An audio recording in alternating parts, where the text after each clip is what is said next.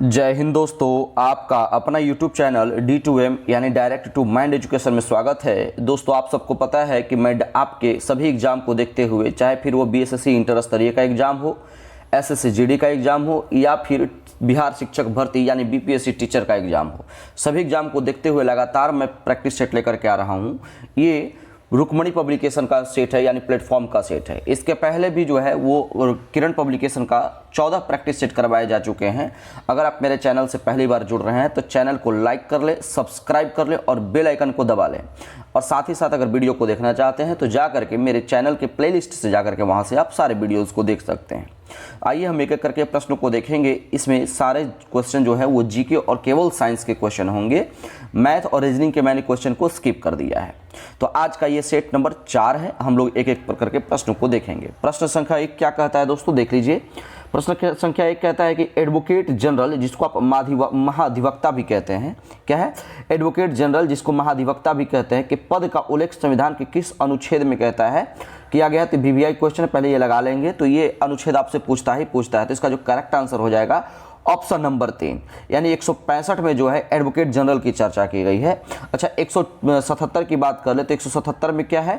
तो ये महाधिवक्ता की विशेषाधिकार से संबंधित प्रावधानों की बात करता है। ठीक है, 177 क्या कहता है दोस्तों? तो महाधिवक्ता के विशेषाधिकार से संबंधित प्रावधानों की बात करता है। जबकि 161 में राष्ट्रपति के द्वारा क्षमादान की बात कही गई है। ठीक है, तो इसका जो करेक्ट आंसर क्या हो जाएगा? Option number 3। अगला प्रश्न है क्या दोस्तों, देख लेंगे। कहते हैं कि लोकसभा की कार्यकाल कितनी बार 6 वर्षों का कर दिया गया? तो इसका जो करेक्ट आंसर होगा मात्र 1 बार, ऑप्शन नंबर 1। ठीक है, कब किया गया था? तो 1976 में, यानी 5वीं लोकसभा जो चुनाव हुआ था, 5वीं, वो कब हुआ था? 1971 में। तो अगला कब होना चाहिए? ठीक 5 साल के बाद, यानी 1971 के बाद 1976 में होना चाहिए था। लेकिन छठी जो लोकसभा हुआ वो 1976 के बजाय 1977 में हुआ था। ठीक है, तो इसका जो करेक्ट आंसर क्या हो जाएगा? Option number 3। अगला प्रश्न देखें दोस्तों, क्वेश्चन नंबर 3 क्या कहता है? कहता है सरकारिया आयोग का गठन किस विषय पर रिपोर्ट देने के लिए किया गया था? तो ये सब फेमस क्वेश्चन है, ध्यान में रखेंगे। 3 का करेक्ट आंसर क्या हो जाएगा? Option number 2। केंद्र राज्य से संबंधित जो है रिपोर्ट देने के लिए सरकारी आयोग का गठन किया गया था। अच्छा, सरकारी आयोग का तो गठन ये हो गया केंद्र राज्य से संबंध। अगर आपसे क्वेश्चन पूछ दे कि केंद्र राज्य के संबंध के अध्ययन के लिए कौन सा आयोग का गठन किया गया था, अध्ययन के बारे में, तब आप क्या लिखेंगे? एम पुंछी आयोग, एम पुंछी आयोग, ध्यान में रखिएगा। कब हुआ था? 2007 ईस्वी में। तो इसका जो करेक्ट आंसर क्या हो जाएगा? Option number 2। अगला प्रश्न देखें दोस्तों, क्वेश्चन नंबर 4 क्या कहता है? कहता है कि अल्प विकसित देशों में गरीबी का मुख्य कारण क्या है? तो इसका जो करेक्ट आंसर क्या हो जाएगा? ऑप्शन नंबर 2, आय की असमानता। बिल्कुल सही है। अल्प विकसित देशों में क्या होता है? तो किसी के पास आय अधिक तो किसी के पास कम होता है। तो ये सब कॉमन सेंस का क्वेश्चन है, आप घबराएंगे नहीं। तो इसका करेक्ट आंसर क्या हो जाएगा? Option number 2। ऐसा कोई जरूरी नहीं है कि सारे के सारे क्वेश्चन आपको पढ़ना ही है। बहुत सारे ऐसे क्वेश्चन होते हैं जो आपके कॉमन सेंस पे भी डिपेंड करते हैं कि आप कैसा आप आंसर लगाते हैं। चलिए प्रश्न संख्या 5 देखते हैं। प्रश्न संख्या 5 क्या कहता है? कहता है कि उद्योग में प्रशिक्षण विद्यार्थियों को निःशुल्क अथवा कम कीमत पर पुस्तकें और स्टेशनरी उपलब्ध कराने जैसे आर्थिक कार्यक्रम सर्वप्रथम किस पंचवर्षीय योजना में प्रारंभ किया गया?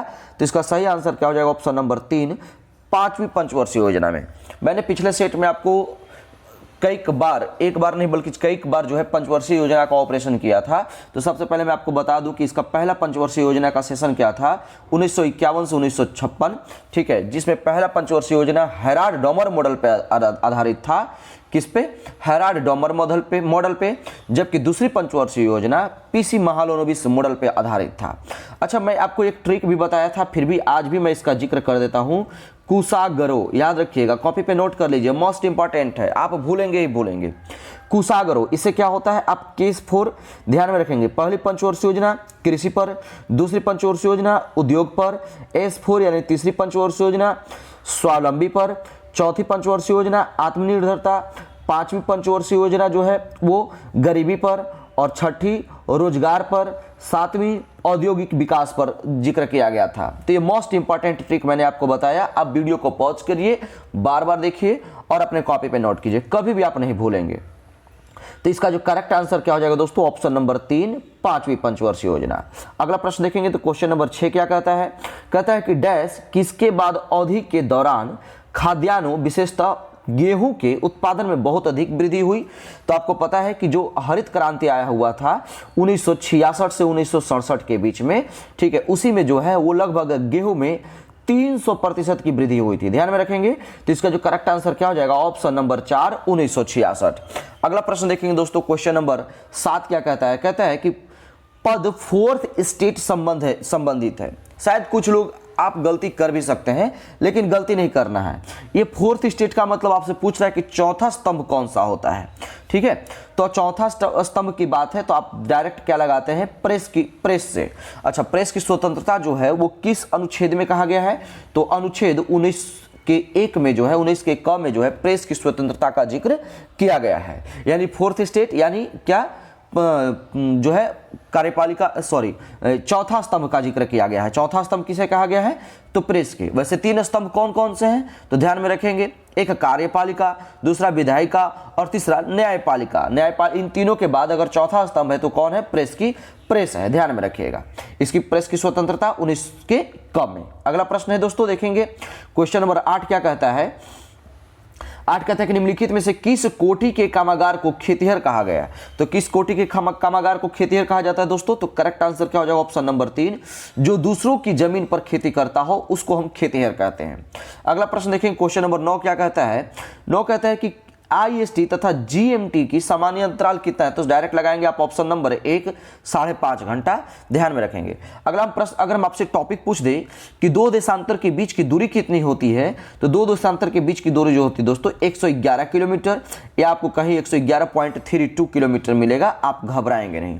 साथ ही साथ ये भी हम आपको बता दें कि दो देशांतर के बीच का समय अंतराल जो होता है वो 4 मिनट का होता है। कितना होता है, 4 मिनट का होता है। तो ये मैंने जो भी फैक्ट बताया वो बेहद ही इंपॉर्टेंट है, ठीक है। आपको प्रचंड विद्वान नहीं बनना है, क्या आपको प्रचंड विद्वान नहीं बनना है, उतना ही फैक्ट जानिए जो आपके लिए काम दे, ठीक है, और आपको एक सीट दिलाए। आपको सिर्फ एक सीट से मतलब है, ठीक है, इससे ज्यादा जानने की आपको जरूरत नहीं है। आगे देखेंगे प्रश्न नंबर 10 क्या कहता है दोस्तों, कहता है उच्चतम न्यायालय ने किस मामले में मौलिक अधिकारों की प्रमुखता राज्य के नीति निर्देशक सिद्धांतों से ऊपर की स्थापित की है। तो 10 का जो करेक्ट आंसर क्या हो जाएगा, ऑप्शन नंबर 1, गोलकनाथ मामला को जो है वो राज्य के नीति निर्देशक तत्व यानी सिद्धांतों से भी इसको ऊपर रखा है। ध्यान में रखेंगे दोस्तों। अगर हम आपसे पूछ दे कि प्रस्तावना में संशोधन का अधिकार किसे है, तो प्रस्तावना में जो संशोधन का अधिकार है वो सिर्फ और सिर्फ संसद को है। ध्यान में रखिएगा। अगला प्रश्न देखेंगे दोस्तों, क्वेश्चन नंबर 11 क्या कहता है, कहता है पंजाब का शेर या पंजाब केसरी दोनों है ना के रूप में किसे जाना जाता है। तो आप आंख बंद करके आंसर लगाएंगे ऑप्शन नंबर 3, लाला लाजपत राय को पंजाब का शेर या फिर पंजाब केसरी भी कहा जाता है। इनके विषय में थोड़ा जान ले।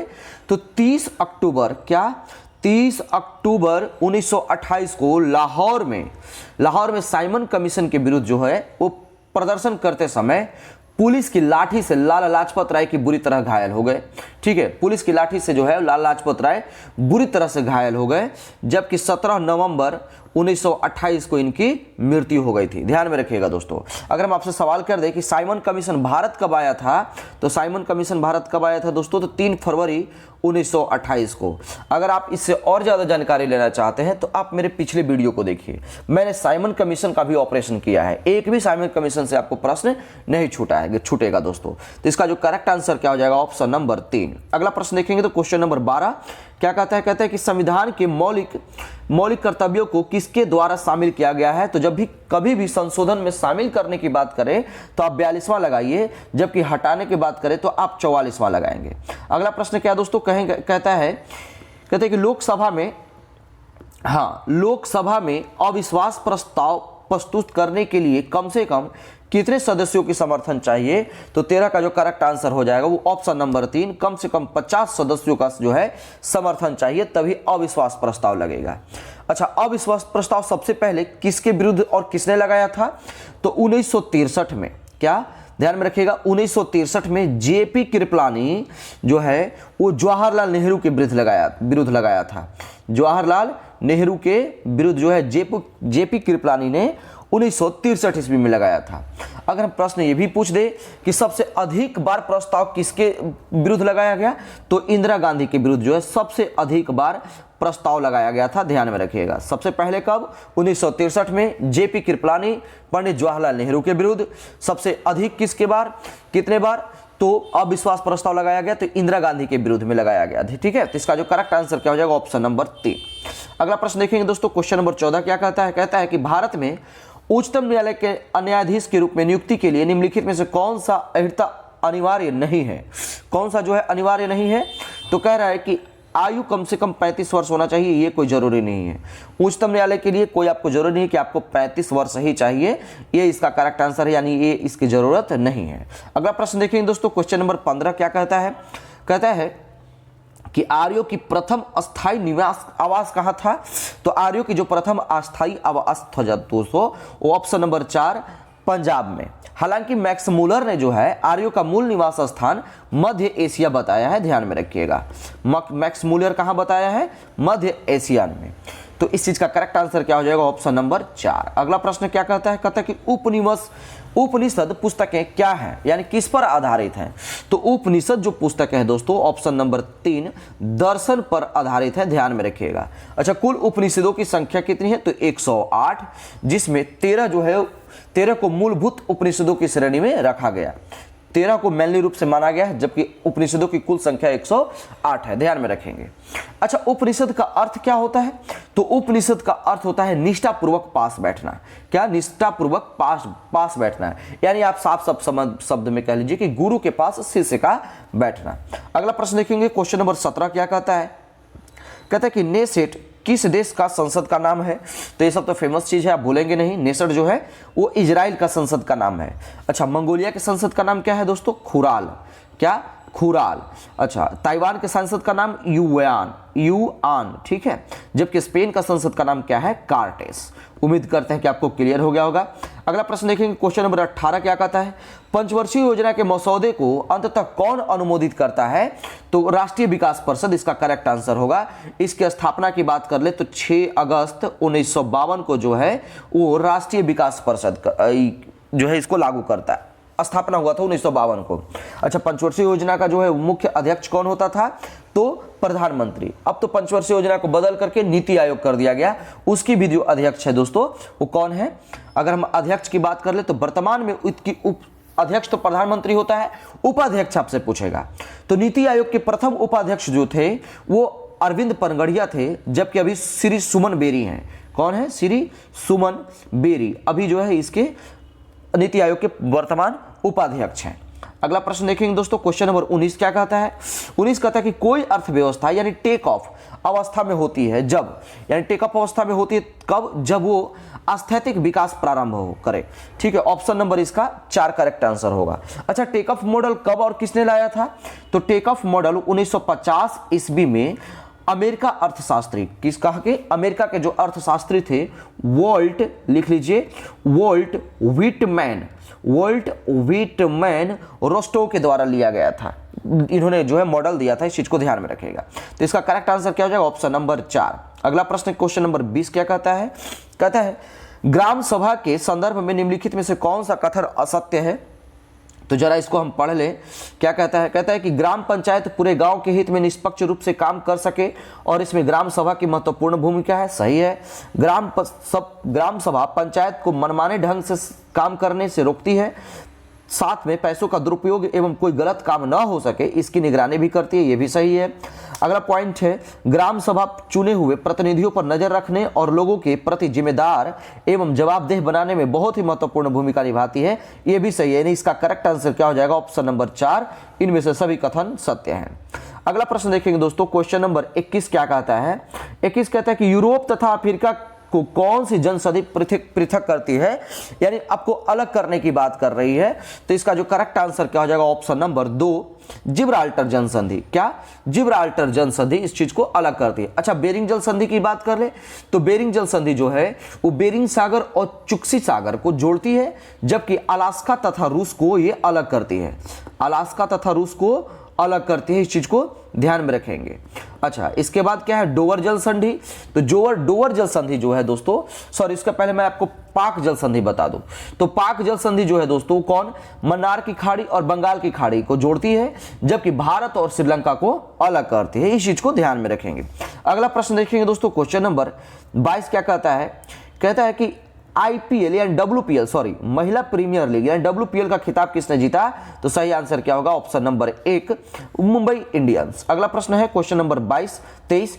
किस राष्ट्रकूट शासक ने एलोरा के पर्वतों को काट करके प्रसिद्ध कैलाश मंदिर का निर्माण करवाया है? तो 23 का जो करेक्ट आंसर हो जाएगा ऑप्शन नंबर 2 कृष्ण प्रथम ने।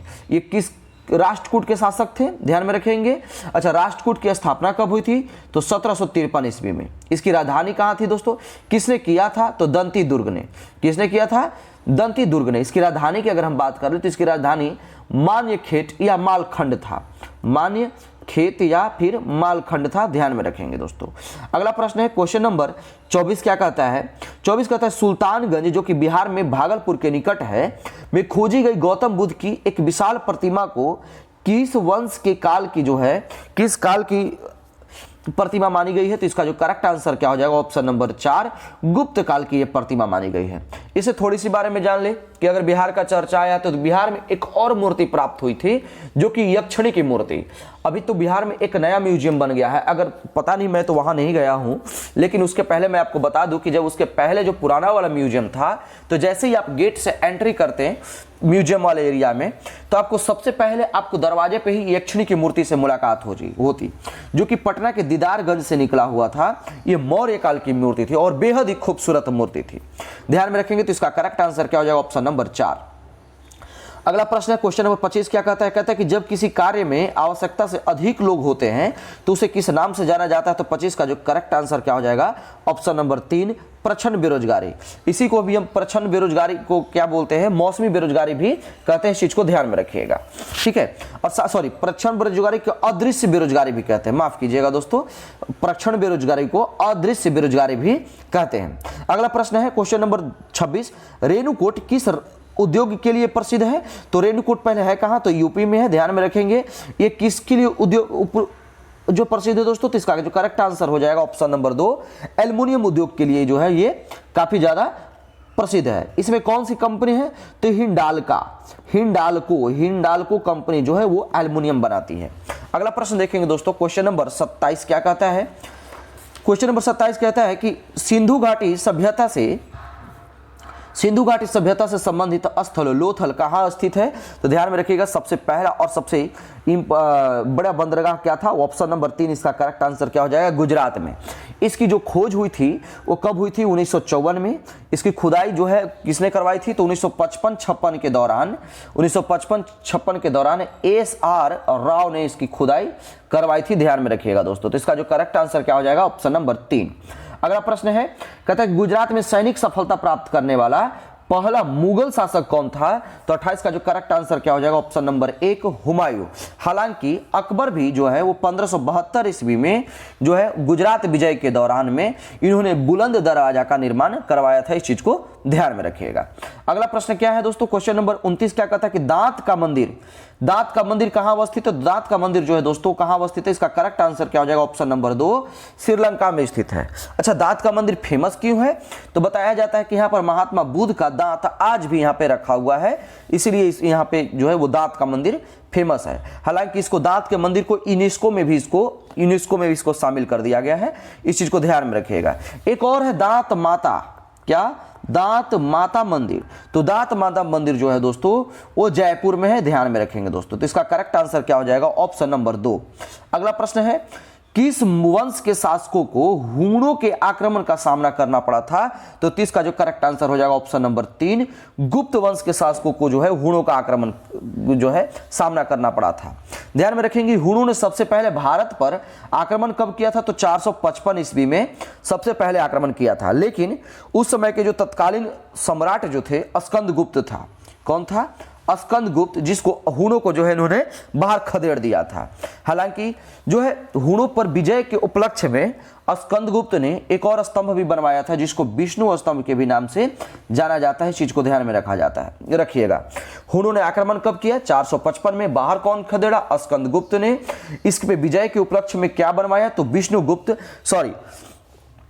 ध्यान में रखिएगा दोस्तों, कौन सा? विष्णु स्तंभ बनवाया था। तो इसका जो करेक्ट आंसर क्या हो जाएगा? ऑप्शन नंबर दोस्तों क्या हो जाएगा? 30 का करेक्ट ऑप्शन नंबर 3। अगला प्रश्न देखेंगे क्वेश्चन नंबर 31 क्या कहता है कहता है कि संयुक्त राष्ट्र महासभा के 78वें सत्र का अध्यक्ष किसे चुना गया है? तो इसका सही आंसर हो जाएगा ऑप्शन नंबर 1 डेनिस फ्रांसीसी को। अगला प्रश्न है कांग्रेस के एकमात्र प्रतिनिधि की हैसियत से गांधी जी निम्नलिखित में से किस एक में उपस्थित हुए? यानी गोलमेज का बात कर रहा है। तो ध्यान में रखेंगे दोस्तों, तीन गोलमेज हुआ था। कौन कौन? 1930 में, 31 में और 1932 में। ध्यान में रखिएगा। अगर आपसे पूछ दे तो महात्मा गांधी पहले किसमें उपस्थित थे? तो इसका करेक्ट आंसर क्या हो जाएगा? ऑप्शन नंबर 2 द्वितीय गोलमेज में केवल उपस्थित थे। अगर आपसे पूछ रहे कि भीमराव अंबेडकर के बाद, ऐसे तो भीमराव अंबेडकर तीनों गोलमेज में उपस्थित थे ही, लेकिन भीमराव अंबेडकर के बाद और कौन ऐसे व्यक्ति थे जो तीनों गोलमेज में उपस्थित थे? तो ध्यान में एक और बहुत ही इंपॉर्टेंट फैक्ट है, याद रखिएगा, तेज बहादुर सप्रू। कौन? तेज बहादुर सप्रू। अगर आप मेरे वीडियोस को देखे होंगे तो आपसे ये क्वेश्चन नहीं छूटा होगा। तेज बहादुर सप्रू जो थे वो तीनों गोलमेज सम्मेलन में सम्मिलित थे। अगला प्रश्न देखेंगे दोस्तों, क्वेश्चन नंबर 33 क्या कहता है? कहता है कि भारतीय सेना का सर्वोच्च award Dada Saheb Phalke life time achievement award 2023 से किसे सम्मानित किया गया? तो इसका सही आंसर क्या हो जाएगा? ऑप्शन नंबर 3 वाहिदा रहमान को। अगला प्रश्न है भारत और पाकिस्तान के बीच शिमला समझौता पर किस वर्ष हस्ताक्षर किए गए? तो इसका जो करेक्ट आंसर क्या हो जाएगा? ऑप्शन नंबर 1 1972 में। हालांकि जबकि 1971 में जो है भारत पाक युद्ध के समय भारत के शिमला में 2 जुलाई 1972, कब? 2 जुलाई 1972 को जो है एक संधि पर हस्ताक्षर हुआ जिसे शिमला समझौता भी कहा गया। ध्यान में रखिएगा दोस्तों। तो इसका करेक्ट आंसर क्या हो जाएगा? Option number 1। अगला प्रश्न कहता है कि तलवंडी जो कि अब पाकिस्तान में है किससे संबंधित पवित्र स्थल है? तो ध्यान में रखिएगा 35 का जो करेक्ट आंसर क्या हो जाएगा? Option number 3 Guru Nanak Dev. इनकी जन्म कब हुई थी? तो 1469 में इनका जन्म हुआ था, जबकि मृत्यु 1539 ईस्वी में हो गई थी। अगला प्रश्न देखेंगे दोस्तों, क्वेश्चन नंबर 36 क्या कहता है? क्वेश्चन नंबर 36 कहता है, हाँ, आर्य समाज की स्थापना किसने की थी? तो आर्य समाज की जो करेक्ट आंसर हो जाएगा ऑप्शन नंबर ए, यानी कहां हुई थी ये पूछ रहा है। तो आर्य समाज की स्थापना हुई थी कहां? 1875 ईस्वी में बॉम्बे में। कहां हुई थी? 1875 ईस्वी में बॉम्बे में। किसके द्वारा? स्वामी दयानंद सरस्वती के द्वारा। अगर हम दयानंद सरस्वती के बारे में थोड़ा जान ले तो दयानंद सरस्वती का मूल नाम क्या था? तो मूल नाम यानी शुरुआत का नाम आपसे पूछे तो याद रखिएगा, मूल फॉर मूल है ना, मूल शंकर। मूल नाम क्या था? मूल शंकर ही नाम था इनका। जबकि इन्होंने एक और सबसे पहले जो है स्वामी विवेकानंद ने ही स्वराज शब्द का जो है प्रयोग सबसे पहले, स्वराज शब्द का प्रयोग सबसे पहले स्वामी विवेकानंद ने ही किया था। स्वामी दयानंद सरस्वती ने ही किया था। इस चीज को ध्यान में रखिएगा। जबकि दयानंद सरस्वती जो है नहीं, वेदों की ओर लौटो जैसे नारा इन्होंने दिया था। ध्यान में रखिएगा। तो इसका जो करेक्ट आंसर क्या हो जाएगा? Option number 1। अगला प्रश्न देखेंगे दोस्तों, क्वेश्चन नंबर 22 क्या कहता है? 37 नंबर प्रश्न क्या कहता है दोस्तों? कहता है कि संसार का सबसे बड़ा गर्म मरुस्थल कौन सा है? तो आप बिना देर किए हुए लगाएंगे। इसका करेक्ट आंसर क्या हो जाएगा? Option number 1। अच्छा, गोबी मरुस्थल जो है वो एशिया का सबसे बड़ा शीत मरुस्थल है। ध्यान में रखिएगा। तो ये कहाँ गोबी मरुस्थल फैला हुआ है? तो ये मंगोलिया और चाइना के बीच में है, जबकि थार जो है भारत और पाकिस्तान के बीच में है। ध्यान में रखेंगे। अगला प्रश्न है, कहता है कि निम्नलिखित में से कौन सा भारत की संसद का भाग नहीं है? तो इसका जो करेक्ट आंसर हो जाएगा ऑप्शन नंबर 2 मंत्रिपरिषद जो है वो भारत के संसद का भाग नहीं है। साफ शब्दों में कहा गया है दोस्तों, यानी आर्टिकल अनुच्छेद 79 में कहा गया है, अनुच्छेद 79 में कि भारत का संसद यानी संघ के लिए एक संसद होगा जिसमें राष्ट्रपति और दोनों सदन यानी लोकसभा और राज्यसभा होगा। तो राष्ट्रपति भी है, लोकसभा है, राज्यसभा है, यानी इसका करेक्ट आंसर हो जाएगा ऑप्शन नंबर 2 मंत्रिपरिषद संसद का भाग नहीं होता। अगला प्रश्न देखेंगे, क्वेश्चन नंबर 39 क्या कहता है?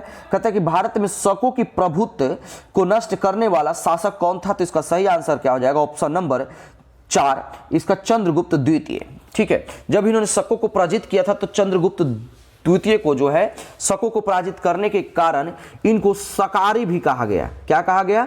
सकारी। और भी बहुत सारे नाम दिए गए, सकारी भी कहा गया। साथ ही साथ विक्रमादित्य की उपाधि भी इन्होंने धारण की थी शकों को हराने के बाद ही। तो इसका करेक्ट आंसर क्या हो जाएगा? Option number 4। अगला प्रश्न क्या है? कहता है कि सर्वाधिक महत्वपूर्ण ब्राह्मण ग्रंथ कौन सा है? तो 40 का करेक्ट आंसर क्या हो जाएगा? ऑप्शन नंबर 2 शतपथ ग्रंथ।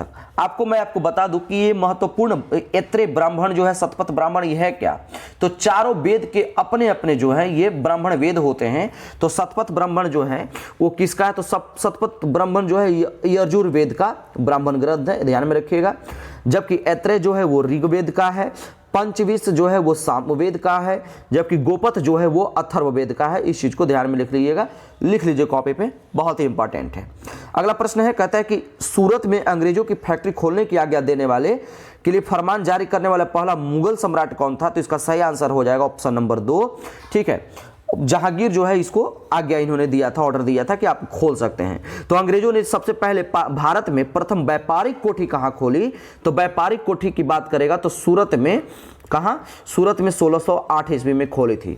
जबकि 1611 ईस्वी में जो है वो दक्षिण पूर्वी समुद्र तट पर यानी मसूलीपट्टनम में, कहां? मसूलीपट्टनम में अंग्रेजों ने अपनी पहली फैक्ट्री स्थापित की थी। इस चीज को ध्यान में रखेंगे दोस्तों। तो इसका करेक्ट आंसर क्या हो जाएगा? Option number 2। अगला प्रश्न क्या है दोस्तों? क्वेश्चन नंबर 42 क्या कहता है? कहता है कि स्वर्ण ट्रांस, जिसको रिजर्व ट्रांस भी कहते हैं, निर्दिष्ट करता है। क्या निर्दिष्ट, यानी किसके द्वारा? तो 42 का जो करेक्ट आंसर हो जाएगा ऑप्शन नंबर 3, IMF द्वारा। इसके द्वारा जो है इसके सदस्यों के प्रदत्त एक साख प्रणाली को जो है निर्दिष्ट करता है, ध्यान में रखिएगा। अगला प्रश्न है क्वेश्चन नंबर 43 क्या कहता है दोस्तों? कहता है 23 मई 2023 को त्रिपुरा पर्यटन विभाग ने किसे अपना ब्रांड एम्बेसडर बनाया है? तो 43 का करेक्ट आंसर क्या हो जाएगा? ऑप्शन नंबर 1, सौरभ गांगुली को। अच्छा, सचिन तेंदुलकर को किसने बनाया है? तो सचिन तेंदुलकर जो है चुनाव आयोग ने ब्रांड एम्बेसडर बनाया है। जबकि आयुष्मान खुराना को जो है वो यूनिसेफ इंडिया ने बनाया है। और संजय दत्त की बात कर ले तो अरुणाचल प्रदेश ने जो है इनको ब्रांड एम्बेसडर बनाया है। अगला प्रश्न है क्वेश्चन नंबर 44 देखेंगे। कहते हैं कि रिजर्व बैंक के आधिकारिक चिन्ह के रूप में कौन शामिल है? तो इसका करेक्ट आंसर क्या हो जाएगा 44 का? ऑप्शन नंबर 1, ताड़ के वृक्ष शामिल है, ध्यान में रखेंगे। मैं आपको एक क्वेश्चन इससे बता दूं कि अगर आरबीआई की जो स्थापना है वो कब हुई थी? तो 1 अप्रैल 1935 को। एक सवाल आपके लिए मैं छोड़ रहा हूं, मैंने स्थापना बता दिया, आप मुझे बताएंगे कि आरबीआई की राष्ट्रीयकरण कब हुआ था। इसका मुझे जो है राष्ट्रीयकरण कब हुआ तो इसका मुझे आंसर आप कमेंट बॉक्स में देंगे। अगला प्रश्न क्या है दोस्तों? क्वेश्चन नंबर 45 क्या कहता है? कहता है कि अंतर्राष्ट्रीय वन दिवस 2023 में फॉरेस्ट एंड हेल्थ थीम के साथ कब मनाया गया? तो 45 का जो करेक्ट आंसर क्या हो जाएगा? ऑप्शन नंबर 1, 21 मार्च को। अच्छा, 7 अप्रैल को क्या मनाया जाता है? तो 7 अप्रैल को विश्व स्वास्थ्य दिवस, जबकि 5 दिसंबर को विश्व मृदा दिवस और 16 सितंबर को जो है वो विश्व ओजोन दिवस मनाया जाता है। अगला प्रश्न है 22 मई 2023 में भारत सरकार ने किस देश में 7वें बंदरगाह के संचालन का अधिकार दिया? तो ध्यान में रखेंगे, VVI पॉइंट है, ये बन सकता है आपके लिए। तो 7वें बंदरगाह कहां है? तो 46 का जो करेक्ट आंसर हो जाएगा ऑप्शन नंबर 4, म्यांमार में। अच्छा, श्रीलंका में कौन सी बंदरगाह है दोस्तों? तो ध्यान में रखिएगा, श्रीलंका में कौन सा है? त्रिकोणमाली या फिर हवनटोटा। जबकि ईरान में कौन है? चाबहार है। और बांग्लादेश की बात कर ले तो चिटगोंग या चट्टग्राम भी इसको कहते हैं। इतना सारा मैंने आपको बंदरगाह का नाम बताया जो कि सारे कंट्री से रिलेटेड है। अगला प्रश्न देखेंगे दोस्तों, क्वेश्चन नंबर 47 क्या कहता है? कहता है कि भारतीय संविधान के अनुच्छेद 123 के तहत अध्यादेश की घोषणा करने की शक्ति निम्नलिखित में से किसके पास है? तो 47 का करेक्ट आंसर क्या हो जाएगा? ऑप्शन नंबर 2, भारत के राष्ट्रपति के पास। अच्छा, 123 तो ठीक है, 143 में क्या है दोस्तों? तो आपको बताएंगे। तो 143 के तहत जो है वो राष्ट्रपति सुप्रीम कोर्ट से परामर्श ले सकता है, यानी परामर्श की जो बात करी गई है वो 143 में।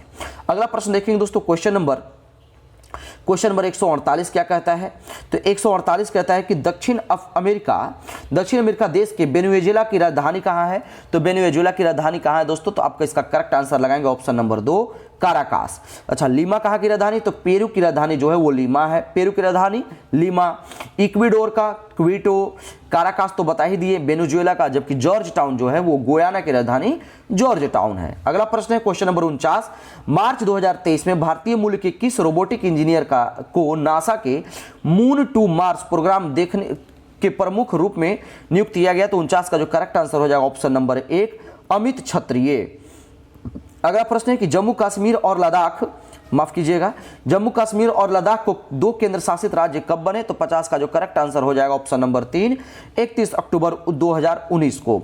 अगला प्रश्न है दोस्तों देखेंगे, प्रश्न संख्या 51 क्या कहता है? 51 कहता है कि वह पदार्थ जो पदार्थ जल के संपर्क में आने पर तत्कालिक कोलाइडी विलयन बना लेते हैं उसे क्या कहते हैं? तो 51 का करेक्ट आंसर हो जाएगा ऑप्शन नंबर 4, जलरागी कोलाइडी विलयन। अगर हम आपसे पूछ दें कि विलयन में कोलाइडी प्रक्षेपित कणों का आकार कितना है, तो ध्यान में रखेंगे बिलियन में, तो बिलियन में 10⁻⁵ सेंटीमीटर से 10⁻⁷ सेंटीमीटर होता है, ध्यान में रखेंगे। जबकि अगर निलंबन में आपसे पूछ दे कि निलंबन में प्रक्षेपित कणों का मान कितना होता है, तो आप लिखेंगे 10⁻⁵ सेंटीमीटर से लेकर के 10⁻⁻² सेंटीमीटर। तो इसका करेक्ट आंसर क्या हो जाएगा? Option number 4।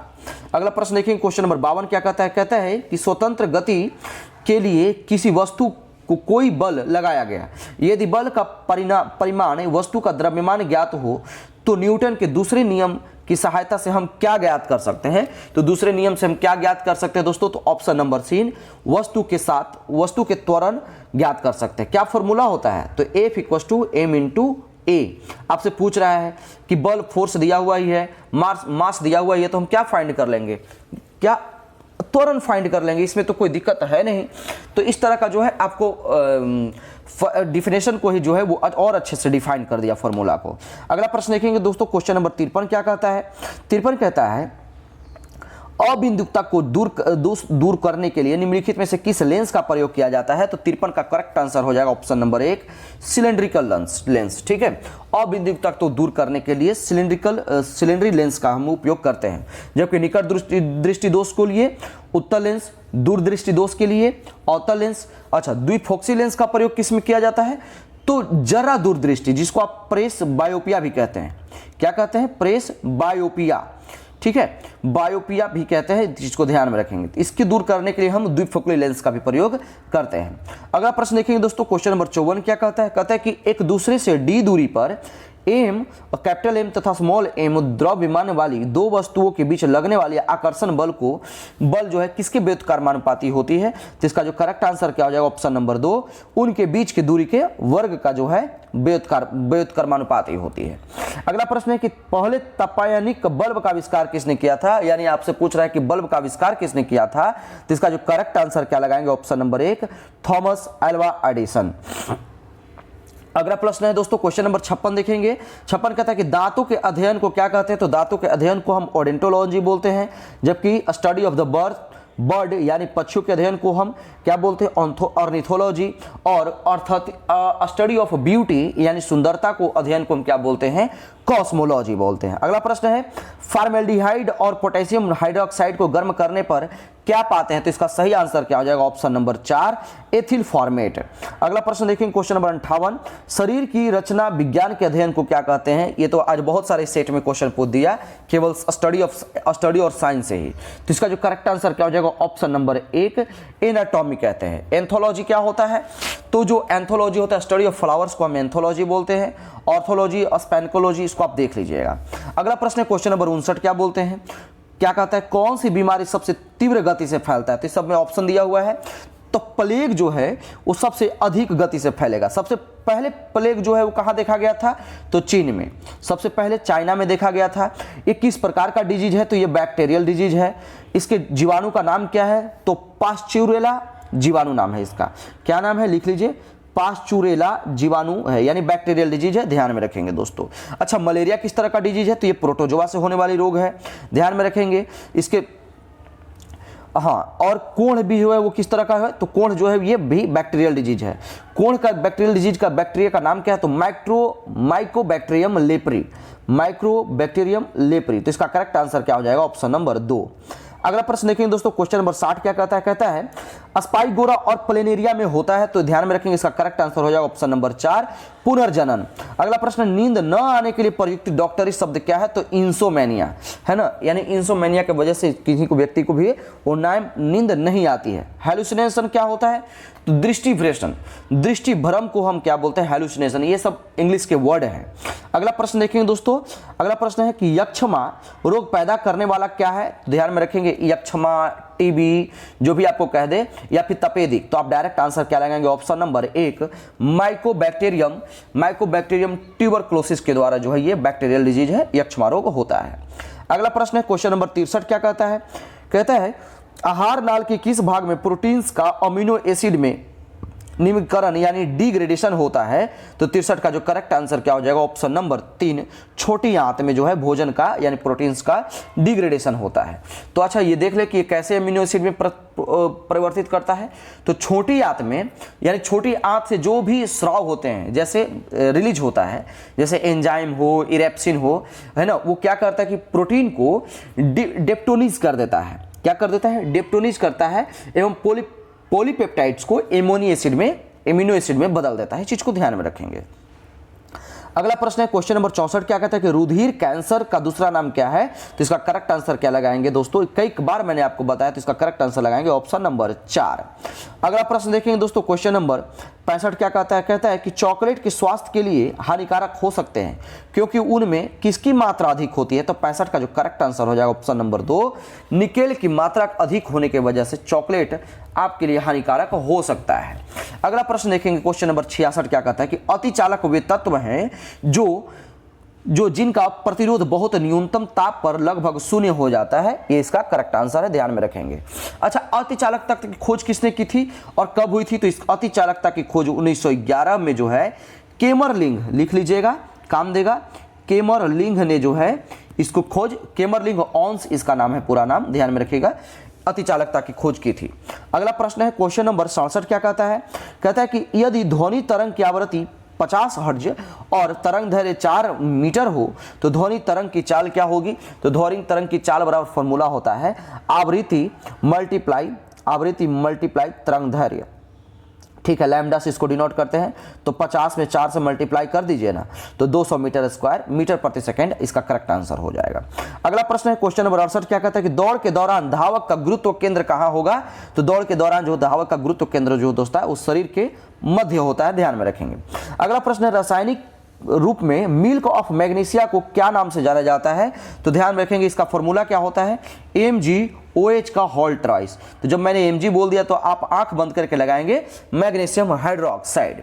अगला प्रश्न देखिए दोस्तों क्वेश्चन नंबर 70, क्या कहता है कि मैग्नीशियम एक मिश्र धातु है, यानी मैग्नीशियम किसका मिश्र धातु है। तो इसका जो करेक्ट आंसर हो जाएगा ऑप्शन नंबर 1, एल्युमिनियम और मैग्नीशियम का। इसमें एल्युमिनियम जो होता है वो 95%, जबकि जिंक जो है इसमें कितना, मात्र 35%, सॉरी मैग्नीशियम जो है मात्र 5% पाया जाता है। इस चीज को ध्यान में रखेंगे, 95% एल्युमिनियम जबकि मैग्नीशियम 5%, ये दोनों के मिलने से मैग्नीशियम जो एक मिश्र धातु बनता है। अगला प्रश्न है क्वेश्चन नंबर 71, क्या कहता है आंख का वह कौन सा भाग है जिसमें वर्णक होता है जो किसी व्यक्ति की आंखों का रंग निश्चित करता है। तो इसका करेक्ट आंसर क्या हो जाएगा ऑप्शन नंबर 3, आइरिस। क्या, आइरिस, इस चीज को ध्यान में रखेंगे। अच्छा, आइरिस होता क्या है, तो ये जो होता है ना वो कॉर्निया के पीछे वाला भाग होता है। आइरिस क्या होता है, तो ये कॉर्निया के पीछे वाला भाग होता है जो कि एक रंगीन एवं पारदर्शक झिल्ली होती है, ठीक है, इस चीज को ध्यान में रखेंगे। और आइरिस के बीच में एक छोटा सा एक छेद होता है जिसको नेत्र तारा या फिर आंखों की पुतली भी कहते हैं, ध्यान में रखेंगे दोस्तों। तो इसका करेक्ट आंसर क्या हो जाएगा ऑप्शन नंबर 3। अगला प्रश्न है क्वेश्चन नंबर 72, क्या कहता है कि इलेक्ट्रॉन सूक्ष्मदर्शी के माध्यम से क्या देखा जा सकता है। तो 72 का करेक्ट आंसर क्या हो जाएगा ऑप्शन नंबर 2, जीवाणुओं तथा विषाणुओं के यानी वायरस की संरचना को देखा जा सकता है। अगला प्रश्न है क्वेश्चन नंबर 73, क्या कहता है कि निम्नलिखित में से कौन से तत्व समूह के समान वर्गों से संबंधित है। तो लीना है ना, या ट्रिक याद रखिएगा प्रथम वर्ग के लिए, वैसे तो सारे ट्रिक मैं आपको बता दूंगा लेकिन ध्यान में रखिएगा। एक नंबर पे कौन है, हाइड्रोजन है, दूसरे से स्टार्ट कीजिएगा। लीना के रब से फरियाद, क्या, लीना के रब से, है ना, से मतलब सीजियम, इसके बाद ए फार मतलब फ्रांसिसियम, लीना के रब से फरियाद। तो लीना के रब से किस में मिल रहा है ऑप्शन नंबर 3। अगला प्रश्न है क्वेश्चन नंबर 74, वह उपकरण कौन सा है जिससे समुद्रों की गहराई को मापने के लिए ध्वनि तरंगों का उपयोग किया जाता है। तो अब कभी भी डायरेक्ट आंसर क्या लगाएंगे ऑप्शन नंबर 2, सोनार। और आज के सेशन का लास्ट प्रश्न देखेंगे दोस्तों, आज के सेशन का लास्ट प्रश्न क्या कहता है, क्वेश्चन नंबर 75 कहता है कि किसके साथ कास्टिक सोडा को उबालकर साबुन तैयार किया जाता है। आपका ऑप्शन दिया हुआ है अल्कोहल, मिट्टी का तेल, ग्लिसरीन और वसा। तो 75 का जो करेक्ट आंसर हो जाएगा ऑप्शन नंबर 4, वसा के साथ। अच्छा, इसको हम बता दें तो ये है क्या, साबुन। तो साबुन दो तरह के होता है, साबुन दो तरह के होता है, एक मुलायम साबुन होता है जबकि दूसरा हार्ड साबुन होता है। तो मुलायम साबुन जो होता है ना वो उच्च वसा अम्लों के पोटेशियम लवण होते हैं। क्या होते हैं? पोटेशियम लवण होते हैं, ये उच्च वसा के। जबकि जो कड़े यानी हार्ड साबुन होते हैं वो उच्च वसा तो होता है, लेकिन वो क्या होता है? सोडियम के लवण होते हैं, ध्यान में रखेंगे। उम्मीद करते हैं कि आपको सेशन पसंद आया होगा। अगर आपको सेशन पसंद आए तो आप अधिक से अधिक शेयर करें और लाइक करें। मैं इसका अगला सेट कल लेकर के आऊँगा। आप कंटिन्यू जो है अपना प्रिपरेशन में लगे रहिए, मैं आपको लगातार सेट लेकर के आता रहूँगा। धन्यवाद।